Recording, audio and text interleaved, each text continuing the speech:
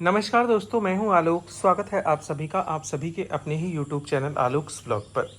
Rubber plant में इस समय खूब न्यू न्यू लीव्स निकल कर आ रही हैं और मतलब मेरे पास 4 प्लांट हैं, 4 अलग अलग वैरायटी के।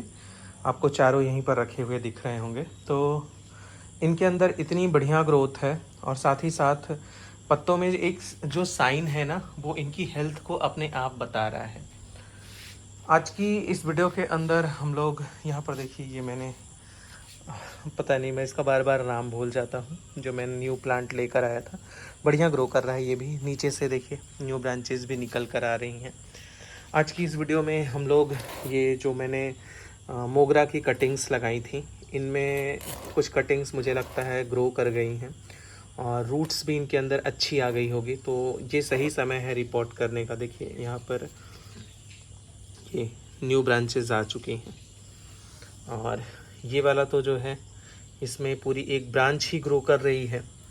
इस वाली में कोई ग्रोथ नहीं, इसमें भी ग्रोथ आ गई देखिए यहाँ से। तो मैं सोच रहा हूँ मैं दो दो कटिंग्स एक में लगा दूँ और उसके बाद अगर एक बचती है, जो अभी जिसमें मुझे एक छोटी सी ग्रोथ यहाँ पर नज़र आ रही, मतलब मैंने 5 कटिंग्स लगाई थी और 5 की 5 मेरी लग गई। ये देखिए ये वाली, इसमें भी सारे सूट्स निकल आए हैं। तो अब मैं इनको रिपोर्ट करूँगा और रिपोर्ट करने के लिए मैंने जो सॉइल मिक्स लिया है, ये नॉर्मल सॉइल मिक्स है। एक हिस्सा मिट्टी, एक हिस्सा रेत, एक हिस्सा कंपोस्ट का। हुआ क्या है कि ये मेरी जो मिट्टी थी, ये इसी पॉट में भरे भरे, मतलब मैंने सारे जो विंटर फ्लावरिंग प्लांट्स थे उनकी मिट्टी को निकाल कर पॉट्स में भर भर के रख दिया था। क्योंकि कट्टे में भर कर रखने पर फिर वो जब मिट्टी गीली होती है ना, तो आसानी से सूखती भी नहीं।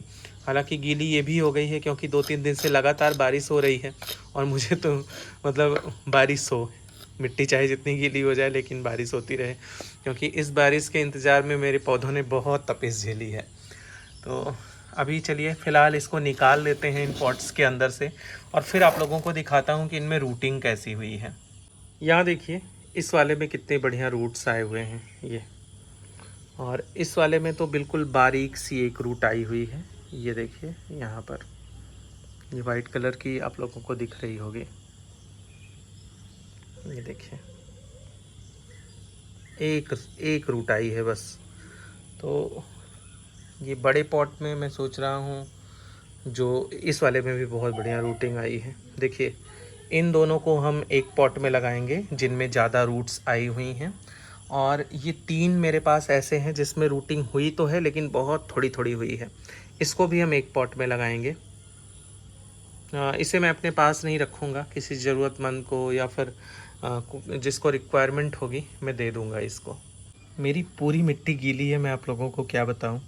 लेकिन रिपोर्टिंग भी बहुत ज़रूरी है क्योंकि ये रेनी सीजन अगर निकल जाएगा तो बाद में रिपोर्ट करने का कोई फ़ायदा नहीं होगा। तो ये एक छोटा पॉट है, इसके अंदर हम ये वाली कटिंग जो है ये मैंने रिपोर्ट कर दी।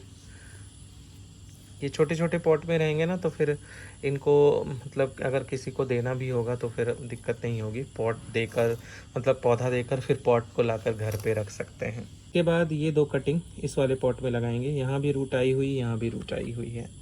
और इस टाइम पर अगर आप बेला मोगरा की कटिंग लगा रहे हैं तो फिर इस चीज़ का ध्यान रखिए। जिस तरीके से मैंने कटिंग लगाते समय आप लोगों से पता नहीं वीडियो शायद शेयर करी होगी, तो उसको जाकर ज़रूर देखिएगा। इनकी कटिंग्स लगाते समय इस चीज़ का ध्यान रखना है कि बहुत ज़्यादा हार्ड वाली कटिंग नहीं लेना है। और इनमें आप लोगों को एक एडवांटेज ये मिलता है इस कटिंग को लगाने में कि इनमें मैक्सिमम कटिंग्स में एरियल रूट्स आई होती हैं, और अगर आप वो एरियल रूट वाला पार्ट प्रोपगेट करते हैं तो बहुत आसानी से ये कटिंग्स सरवाइव कर जाती हैं।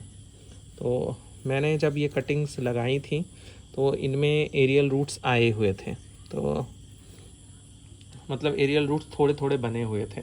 तो मेरी कटिंग्स बहुत ईज़िली सरवाइव कर गई। अब ये दोनों जिसमें ज़्यादा रूटिंग हुई है इनको सेम पॉट में लगाएंगे।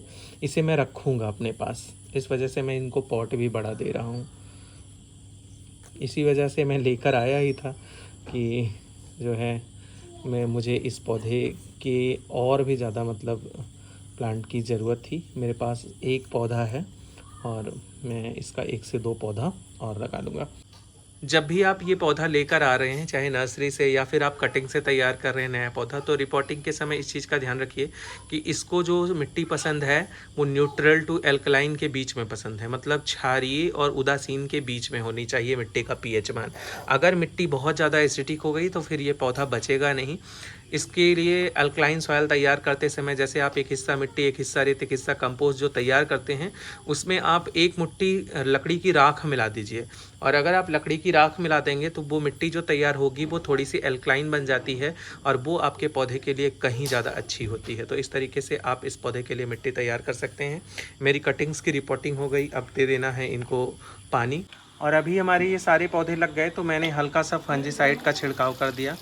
और इस तरीके से जब आप पानी देंगे ना तो फंगीसाइड पूरा मिट्टी के एक एक कड़ तक पहुंच पाएगा। तो हमारी कटिंग्स जो अभी मैंने रिपोर्ट की है ये फंगस से भी बची रहेंगी, हल्का ही वाटरिंग करना है। तो इस तरीके से अब ये मेरा जो कटिंग्स थी ये रिपोर्ट हो गई। कैसी लगी आपको मेरी ये वीडियो कमेंट सेक्शन में जाकर बताइएगा। ऐसी ही किसी नई वीडियो नए अपडेट के साथ मिलते हैं आप लोगों से किसी नई वीडियो में। तब तक के लिए bye bye and take care.